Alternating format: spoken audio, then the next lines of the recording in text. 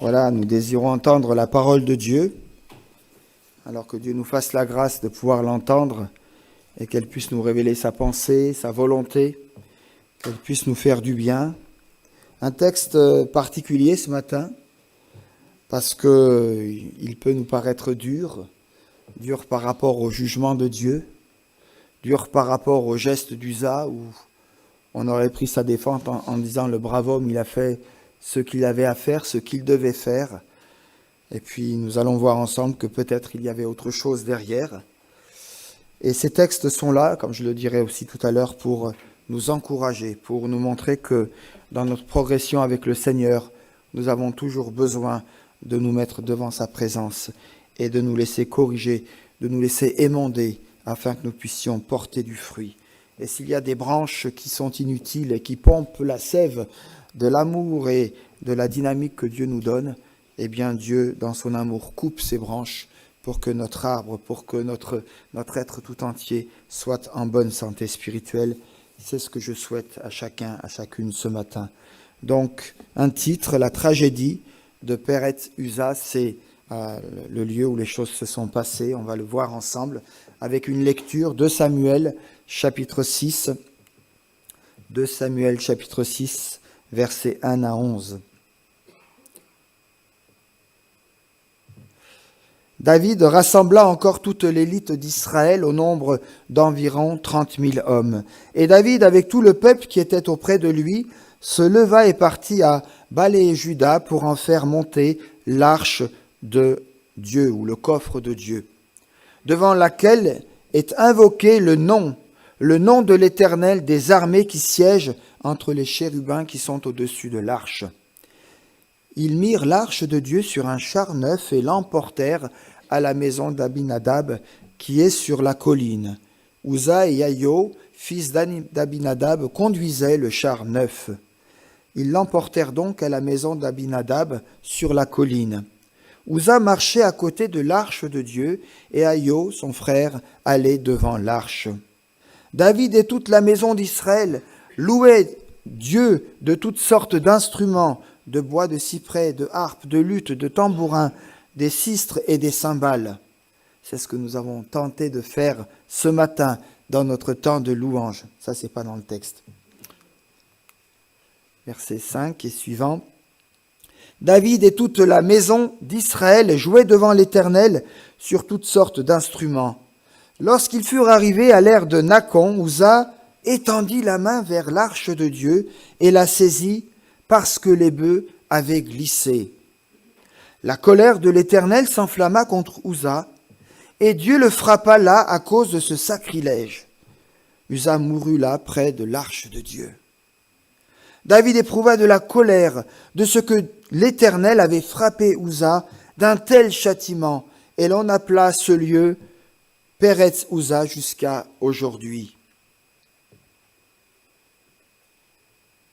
David craignit l'Éternel en ce jour-là et dit « Comment l'arche de l'Éternel entrerait-elle chez moi ?»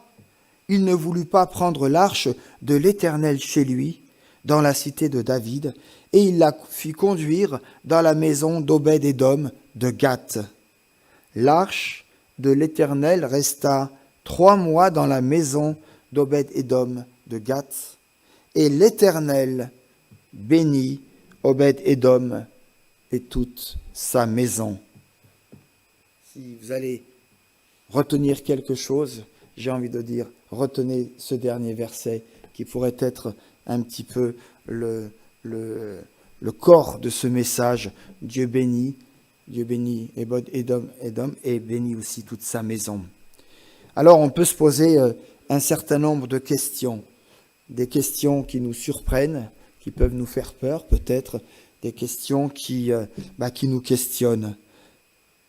Et en lisant ce texte, pour essayer d'orienter aussi notre méditation de ce matin, eh bien, quelques questions. Pouvons-nous nous permettre de faire des choses, à notre convenance dans le domaine spirituel?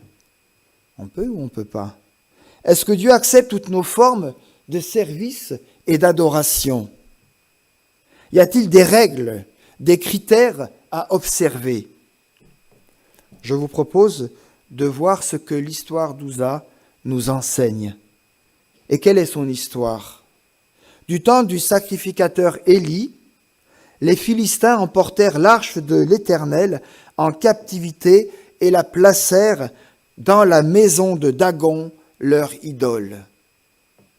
On a tenté de mettre Dieu parmi les idoles, parce que l'arche représentait la puissance et la présence de Dieu.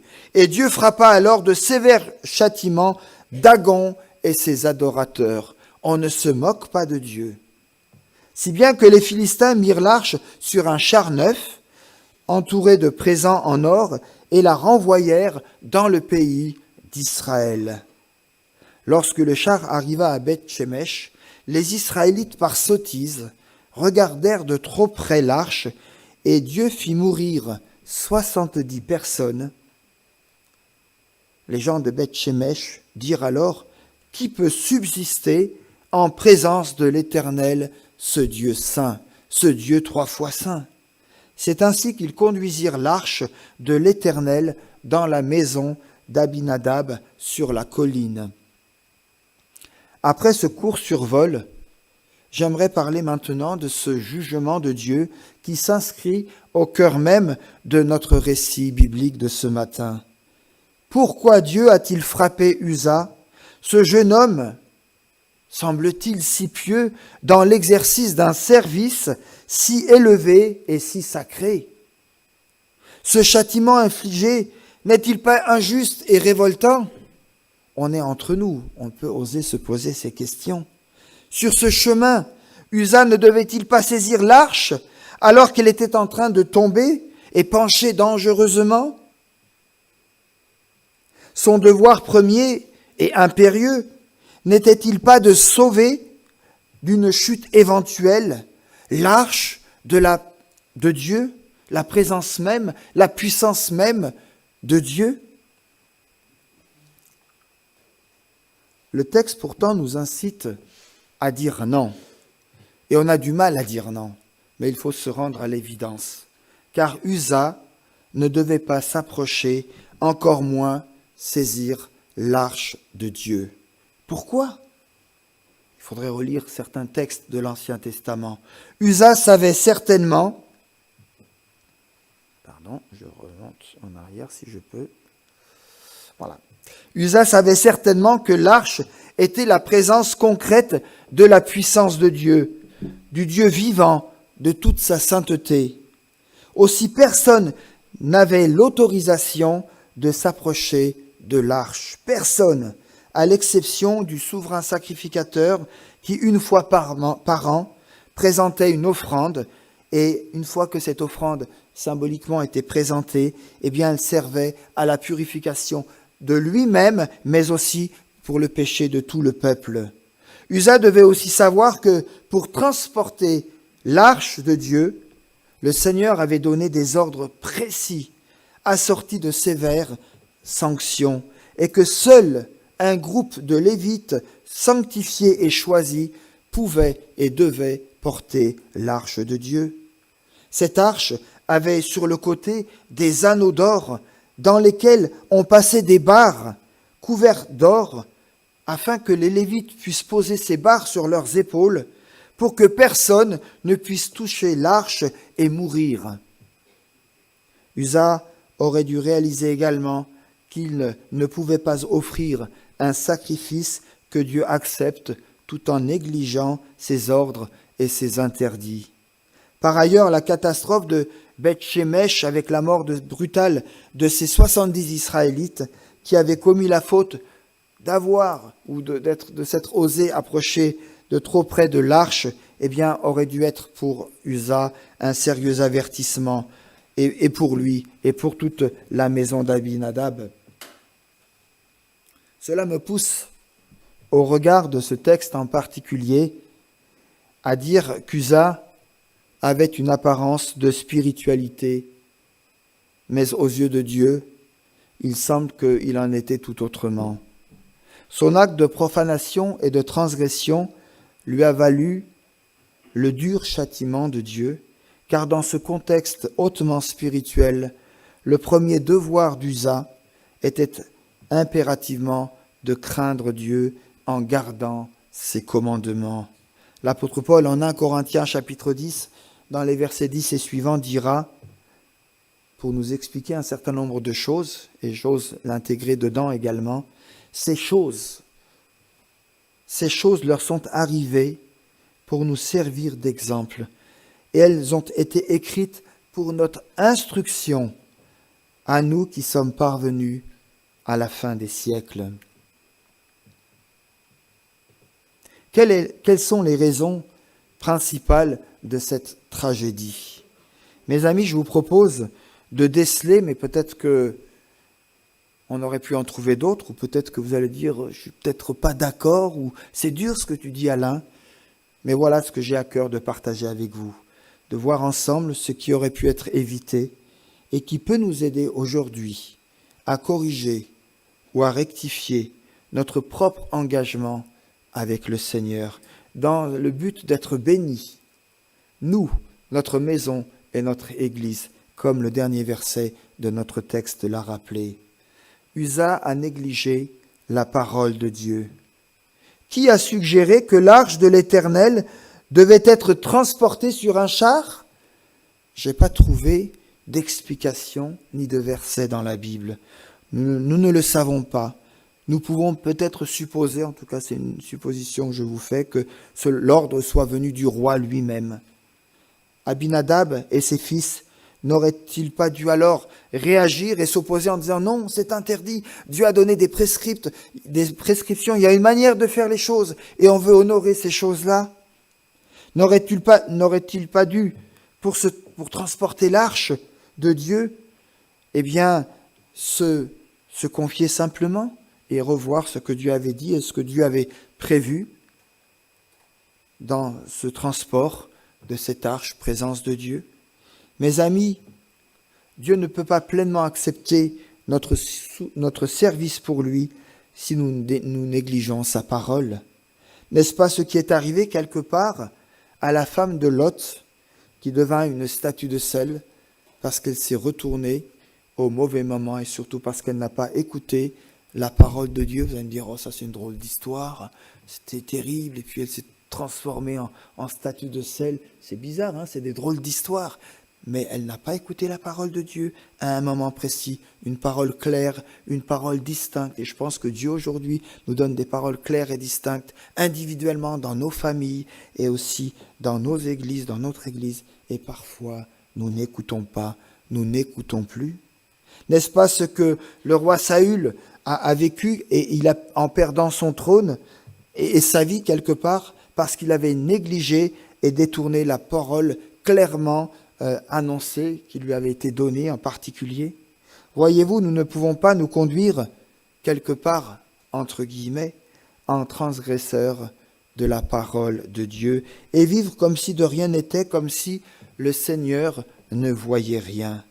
Car se comporter en négligeant quelque part les commandements du Seigneur signifie en finalité, même si ça vient tardivement, et si nous persistons à ne pas changer de cap, eh bien cela finit par arriver à nous conduire quelque part un jour ou l'autre à une forme de rupture qui nous conduira loin du Seigneur ou qui nous conduira dans une situation où on se sent en conflit ou en contradiction avec le Seigneur. Dieu veut que nous soyons acteurs dans notre vie, c'est-à-dire responsables de nos choix, des choix qui doivent nous conduire sur des chemins de vie, des perspectives de vie. Piétiner et négliger ces orientations nous conduisent alors vers des tragédies et des erreurs, des maux, M-A-U-X, qui ne nous portent pas vers la vie, mais vers la mort. Voici, j'ai mis devant toi la vie afin que tu vives, toi et ta descendance. Choisir et vouloir la bénédiction, c'est aimer notre Créateur, c'est croire que ce qu'il nous demande est toujours pour notre bien. Vous croyez que ce que Dieu nous demande est toujours pour notre bien? Moi, j'ai parfois du mal. Hein. Je vous choque, vous ne le direz pas en sortant de l'église, mais c'est difficile pour moi. Donc c'est aussi quelque part difficile pour vous. Choisir la bénédiction, c'est passer d'un esprit de mort à un esprit de vie. d'une vie qui incarne et qui englobe déjà la résurrection. Paul nous voit assis dans les lieux célestes en Jésus-Christ. Mes amis, vous êtes assis sur les bancs de la BN de Colmar. Mais Paul, en Jésus-Christ, avec la vision qu'il a reçue, il voyait déjà ses fidèles et ses compagnons assis dans les lieux célestes en Jésus-Christ. Avec cette pensée, avec ces agissements, avec ce regard vers l'avenir qui doit être alimenté par la présence du Seigneur. La raison première donc de cette tragédie a été, à mes yeux, entre autres, le fait de mépriser la parole de Dieu. Considérons pour nous-mêmes à présent la valeur de cette parole qui nous est donnée et que nous avons à notre portée. Qu'est-ce que nous faisons de cette parole ? Moi j'ai une dizaine de traductions de la Bible. Qu'est-ce que je fais de la parole de Dieu ? Sommes-nous reconnaissants de l'héritage spirituel que nous avons reçu par tant de personnes ? Et chacun pourrait, dans son témoignage, dire à un moment ou à un autre, cette personne, ou ce frère, ou cette sœur, ou ce parent, ou cet ami, m'a mis sur les rails avec une lecture, avec une parole, avec un verset en particulier. Nous avons reçu une forme d'héritage. Merci Seigneur. Que faisons-nous aujourd'hui de notre foi et de notre attachement au Seigneur, liés à la parole de Dieu ? Combien y a-t-il dans notre monde, et peut-être des familles que nous connaissons, des familles semblables à celles d'Abinadab, qui souhaiteraient assurer la protection de l'arche, comme si Dieu avait besoin d'être protégé. Vues de l'extérieur, elles paraissent respectables, n'est-ce pas ? Mais de l'intérieur, elles ont un cœur partagé, et aux yeux de Dieu, elles sont négligentes. Pourtant, quand nous lisons dans la parole de Dieu, j'ai choisi ici Nombre chapitre 15, verset 30 et verset 31, ce texte nous rappelle et nous dit « Si quelqu'un agit de manière délibérée, il outrage l'Éternel, il a méprisé la parole de l'Éternel et il a violé ses commandements. » Chers amis, à l'heure présente où le monde est en proie à tant de tourments, et on ne va pas rentrer dans le détail, vous l'avez, et on en a même de trop. Un monde en proie à tant de tourments, où les hommes et les femmes se déchirent entre eux,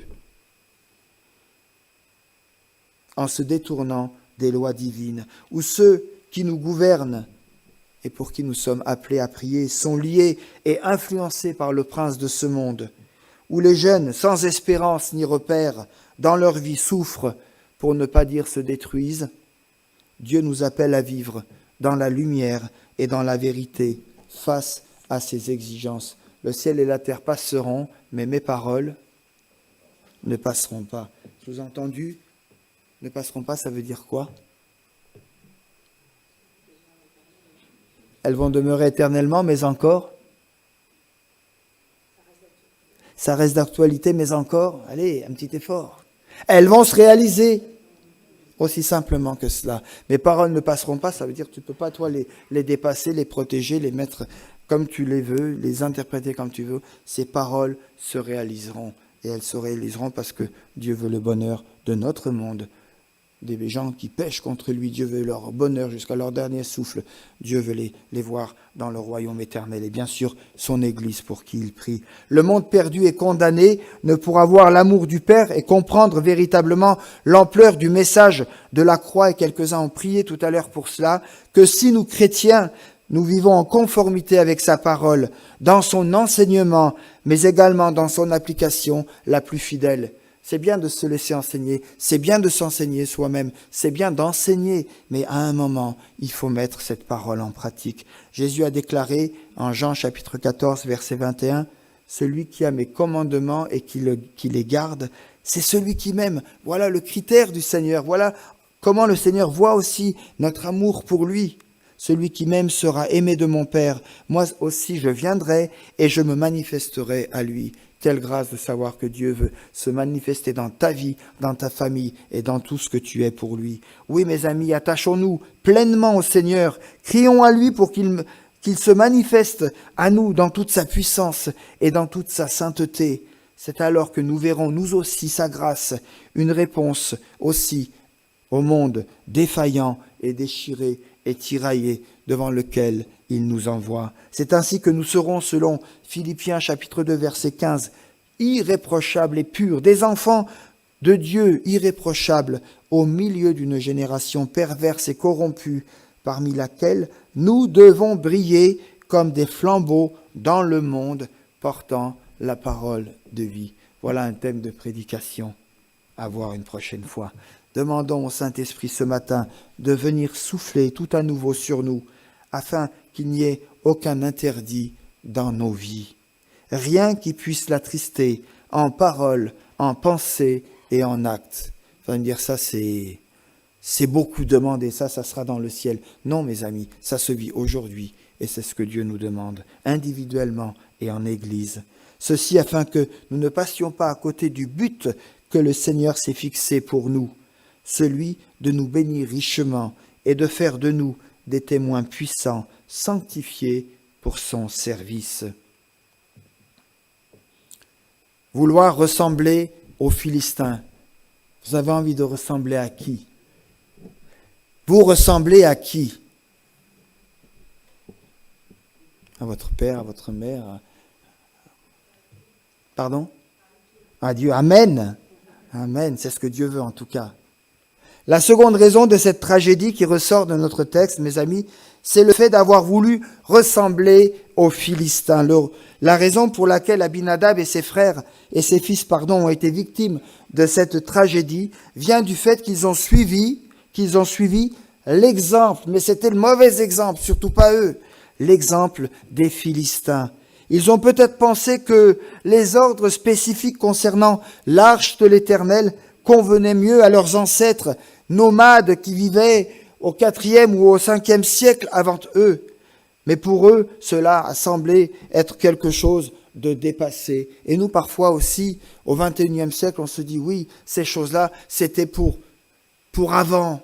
Mais pour aujourd'hui, les choses ont changé, la culture a changé, le monde a changé, et on se sent peut-être, on se met parfois en décalage. La parole de Dieu n'a pas changé. Dieu est le même hier, aujourd'hui, éternellement. Ils se croyaient être un peuple civilisé qui habitait désormais dans des villes entourées de nations puissantes et cultivées. Mais ne devait-il pas plutôt profiter des pratiques et du comportement des Israélites à titre d'exemple et de modèle à pérenniser? Qui est notre modèle? Qui suivons-nous? Qui nous encourage dans notre vie chrétienne, en dehors de l'Église, en dehors des activités de l'Église? Que nous révèle au juste notre texte? Les Philistins ont mis l'arche sur un char neuf et l'ont envoyé à Beth-Shemesh. Mais les habitants de ce lieu ont oublié une chose importante. Ils ont oublié que les Philistins étaient un peuple païen, idolâtre, qui n'avait aucune crainte de Dieu, qui vivait et agissait d'après leurs convoitises et leurs pratiques idolâtres. En veux-tu, en voilà.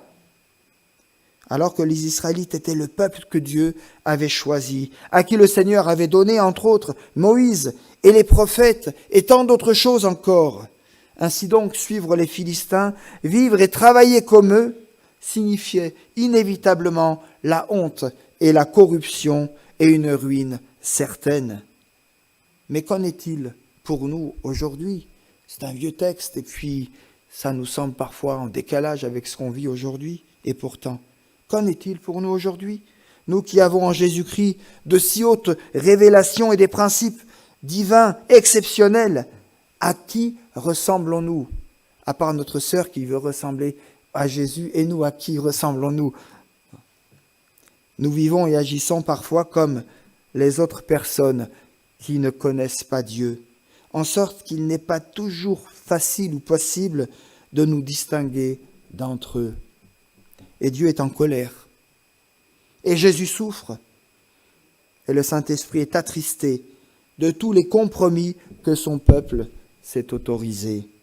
Certains pensent au premier abord que son comportement, donc je parle d'Usa, est juste, honnête. C'est ce que le texte peut nous laisser sembler en premier abord. Cependant, combien de fois par nos paroles, nos conversations, nos sentiments cachés, notre prétention et j'en passe, nous pouvons ou nous avons ressemblé à Usa. Mes amis, nous sommes appelés, comme nous le rappelle l'apôtre Paul, à marcher comme des enfants de lumière, à ne pas nous laisser modeler, façonner, ressembler au monde actuel, mais à nous laisser transformer par le renouvellement de notre intelligence ou de notre pensée pour pouvoir discerner la volonté de Dieu, ce qui est bon, ce qui lui plaît et ce qui est parfait. Dieu nous aide et Dieu veut nous aider dans tout notre comportement, dans tous nos gestes, pour que notre amour pour lui et pour les autres soit un amour vrai, sans soupçon, sans décalage entre ce qu'il nous demande de vivre et entre ce que nous faisons ou ce que nous avons envie de faire réellement. Négliger la parole de Dieu, ressembler aux Philistins ou à quelqu'un d'autre, refuser aussi les conseils qui ont été donnés ou qui nous sont donnés. Vous le savez aussi bien que moi, l'histoire est la meilleure éducatrice des générations. Les 70 Israélites qui ont péri à Beth-Shemesh n'auraient-ils pas dû constituer un sérieux avertissement à toute la maison d'Abinadab? Rappelez-vous, ils sont morts parce qu'ils ont désobéi en regardant de trop près l'arche de l'Éternel. Ça peut nous choquer, mais il faut replonger nos regards dans le texte pour comprendre ce qui s'est passé. Uza, qui n'était influencé ni par la parole écrite de Dieu, ni par ses avertissements, n'aurait-il pas dû réfléchir au sens de ces événements et de ce grand bouleversement? Mais voyez-vous, pour accepter des conseils, il faut être suffisamment humble et prudent, alors qu'il semblerait qu'Uza était présomptueux et insensé, comme ceux qui se vantent d'être sages et qui sont devenus fous, nous dira Proverbe chapitre 15, verset 32. Posons-nous, mes amis, humblement cette question ce matin entre nous. À qui ressemblons-nous réellement? Ressemblons-nous à ces Uza qui grandissent sans crainte, qui haussent les épaules au moindre petit conseil? N'oublions pas, Dieu résiste aux orgueilleux, mais il fait grâce aux humbles de cœur. Heureux alors sont-ils. Et Dieu, nous dit la Bible, heureux alors ceux qui ont le cœur humble, car ils hériteront de la terre et de son héritage. Quelqu'un dit, mais je n'ai pas le nom de cette personne, mais j'ai trouvé cette parole intéressante. L'humilité est une force, car elle porte en elle le plus beau des héritages. Servir Dieu avec des mains impures. Nous pouvons encore voir une quatrième raison à cette tragédie, celle de vouloir accomplir un service pour Dieu avec des mains impures. Abinadab et ses enfants étaient des Lévites, très informés des commandements de Dieu. Ils auraient dû regarder l'arche de Dieu avec plus de respect. Mais l'acte d'Uza et la tragédie qui s'en suivit nous donnent à supposer que ce Lévite a accompli un service avec des mains impures. Dans cette affaire, Uza s'est mis personnellement en avant, plutôt que de valoriser son Seigneur par un acte de foi et de confiance.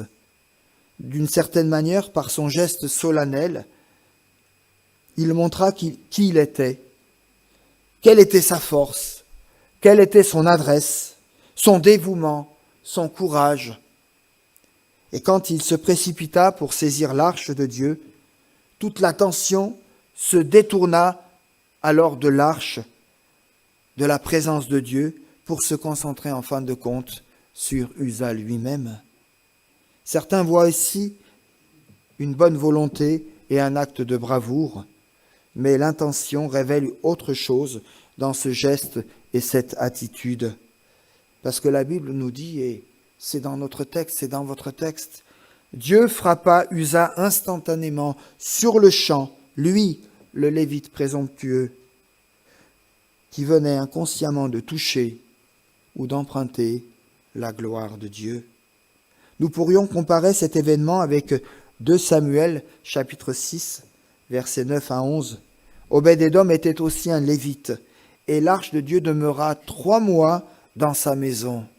Pourtant, et je m'étonne, la puissance de Dieu est là, et Dieu n'a pas changé, et pourtant, que nous dit ce texte? La maison a été bénie. Dieu n'a pas condamné Obed-Édom, bien au contraire, il l'a béni lui et toute sa famille. Chers amis, il est bon de nous laisser toucher et sanctifier par la bonté de Dieu. Ne méprisons pas, comme nous le rappelle l'apôtre Paul, les richesses de sa bonté, de sa patience et de sa générosité, reconnaissant la bonté de Dieu qui nous pousse à changer d'attitude, c'est-à-dire à nous placer sur un chemin de vie. En partant de l'équipe pastorale, des conseillers, de ceux qui exercent une activité dans l'Église, de tous ceux et de toutes celles qui s'unissent ensemble dimanche après dimanche, mais aussi dans la semaine pour former le corps de Christ, il est bon de prendre ce temps ensemble devant Dieu pour nous mettre en conformité avec celui qui nous appelle à la pleine et à la généreuse bénédiction. Vous savez, j'ai essayé, ça ne marche pas. On ne tire pas un trait droit avec une règle tordue. Ainsi, dans le service pour Dieu, tout esprit tortueux, tout esprit de concurrence ou de profit conduit plus ou moins à long terme à des tragédies, à des souffrances. Que le Dieu de paix, qui a ramené d'entre les morts le grand berger des brebis par le sang d'une alliance nouvelle, nous rende aptes à tout ce qui est bien, bon, beau, pour faire sa volonté, qu'il fasse en nous ce qui lui est agréable, au nom du Seigneur Jésus-Christ. Hébreux chapitre 13, verset 20. Et veillons et prions ensemble pour que personne ne tombe dans la négligence spirituelle. Et n'oublions pas encore ceci. L'arche de Dieu se trouve aussi dans vos maisons. Ah, ça vous le saviez peut-être pas, hein? Là, c'est une première. Cherchez bien, vous allez la trouver. L'arche de Dieu, dis donc, elle se trouve aussi dans votre maison. Et si elle est dans votre maison, forcément, elle est aussi dans l'église. Dieu nous a donné sa parole, mes amis, qui sont ses commandements d'amour, de vérité et de vie abondante. Usa, par un comportement sacrilège, a entraîné pour lui et par lui toute sa maison. Et ça a été une série de malédictions et de désastres. Mais si comme Obed-Édom, nous marchons dans la vérité et la sainte crainte de Dieu, si nous gardons les principes et les commandements qu'il nous a donnés, alors à l'intérieur comme à l'extérieur de nos maisons, le Seigneur Tout-Puissant nous bénira, nous et toute notre famille. Comme le rappelle 2 Samuel chapitre 6 verset 12, nous l'avons lu tout à l'heure, l'Éternel bénit la maison d'Obed-Édom et tout ce qui lui appartenait.